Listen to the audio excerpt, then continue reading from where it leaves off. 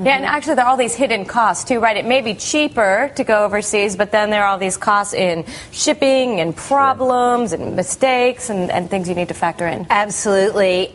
My first question to her, if I were working with her, I would say, how important is Made in the USA to your brand?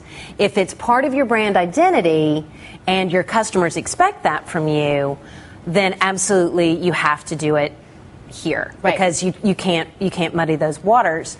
But if you factor in all the things that you have talked about, if actually outsourcing it overseas does wind up being cheaper and having it made overseas does not negatively impact your brand, then it's absolutely worth considering. Okay. Now, how does all of this impact you? I believe it impacts you in 3 ways. I want you to look around. No, I mean it. Look around. This is your community. The things you are up to in the world can be really, really challenging. Sometimes they can even be downright frightening. Lean into the collective strength and the collective resilience that is only available to you in a community like LOHAS. Number 2, create a community for your internal team.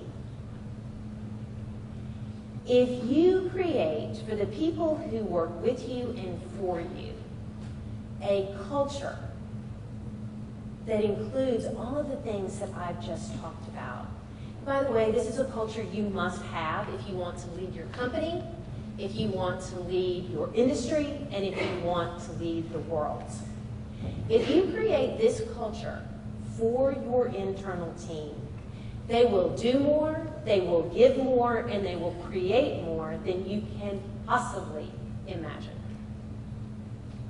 And finally, create a community for your customers and your clients and make it just amazing.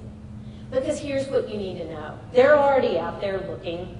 They're out there looking for a place where they can belong, where they can be recognized, where people will see them and hear them, and where they feel safe.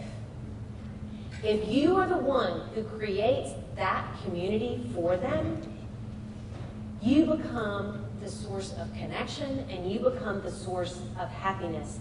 And they will never leave you, ever.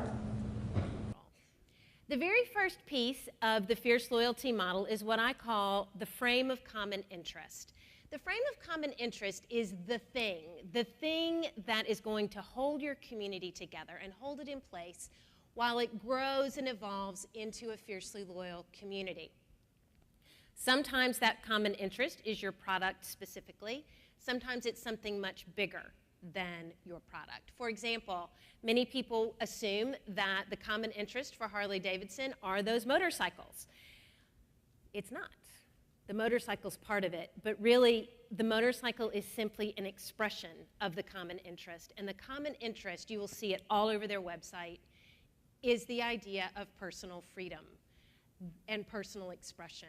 That is the common interest that binds that community together. Well, with the advent of sites like Groupon and Living Social, lots of companies are focused on giving their best discounts, their best offers to new customers, and I totally understand that. It's great revenue, great way to get new people in the door. But my tip is find a way to give those best discounts and offers to your most loyal customers. Then you're rewarding their relationship, you're rewarding their loyalty, they will become more loyal to you, and they'll be more likely to spread the word about you. What we all want is a community of brand advocates, and that's the way to get it. Perfect. Thank you so much.